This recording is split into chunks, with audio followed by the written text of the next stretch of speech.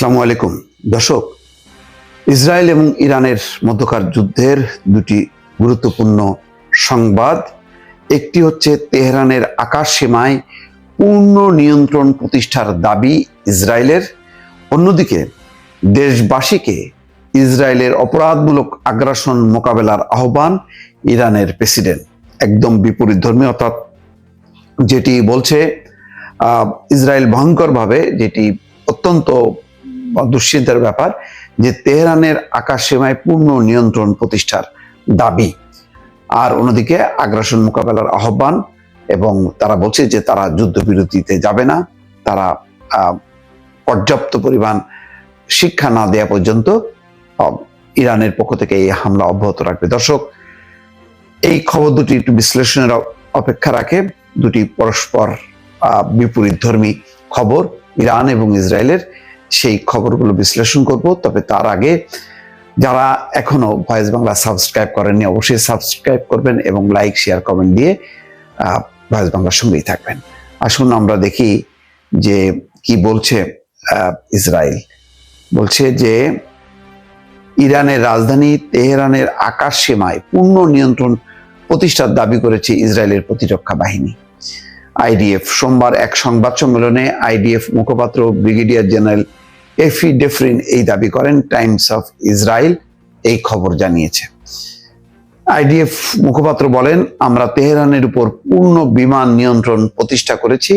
ইরানের 1/3 ব্যালিস্টিক ক্ষেপণাস্ত্র লঞ্চার ধ্বংস করে দিয়েছি। তাদের বড় অংশের হামলা ব্যাহত করা সম্ভব হয়েছে। অর্থাৎ ব্যালিস্টিক যে ক্ষেপণাস্ত্র ছুটছিল ইসরায়েলের ভেতরে, সেই ব্যালিস্টিক বোমার 1/3 ধ্বংস করেছে। তার মানে এটা যদি ধ্বংস করে, তাহলে ইসরায়েলের পক্ষে বিমান হামলা চালানো মানে খুবই সহজ, এবং সেটাই বলছে যে তারা পরিপূর্ণভাবে নিয়ন্ত্রণ প্রতিষ্ঠা করেছে।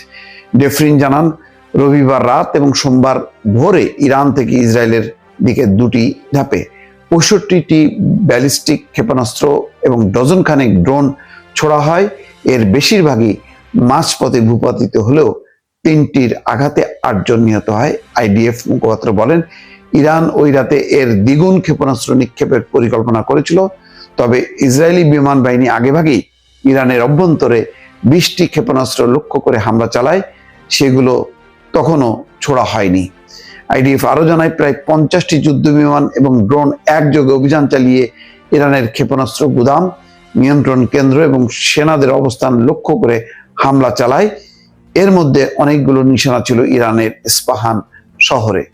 সেখানেও শতাধিক সামরিক স্থাপনায় হামলা হয়েছে বলে জানায় ইসরায়েলি বাহিনী। এই সংঘাত শুরুর পর ইসরায়েল এখন পর্যন্ত 120টির বেশি ব্যালিস্টিক ক্ষেপণাস্ত্র লঞ্চার ধ্বংস করেছে বলে আইডিএফ দাবি করেছে, যে ইরানের মোট লঞ্চারের 1/3 বলে ধারণা করা হয়।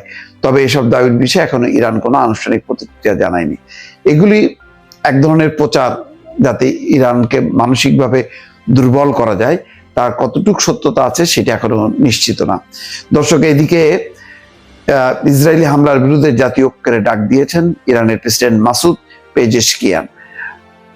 সোমবার পার্লামেন্ট অধিবেশনে ভাষণ দেওয়ার সময় সকল ইরানির প্রতি এই আহ্বান জানান তিনি সকল ইরানিকে মতপার্থক্য ভুলে ঐক্যবদ্ধ হয়ে দৃঢ়তা দেখাতে এবং এমন গণহত্যামূলক অপরাধী আগ্রাসন মোকাবেলায় একত্রিত হওয়ার আহ্বান জানিয়েছেন। ব্রিটিশ সংবাদ মাধ্যম বিবিসি খবর জানিয়েছে। পার্লামেন্টে দেওয়া ভাষণে মাসুদ পেজেশকিয়ান বলেন, আজকের দিনে আমাদের আগের যে কোনো সময়ের চেয়ে বেশি ঐক্য এবং সংহতি প্রয়োজন।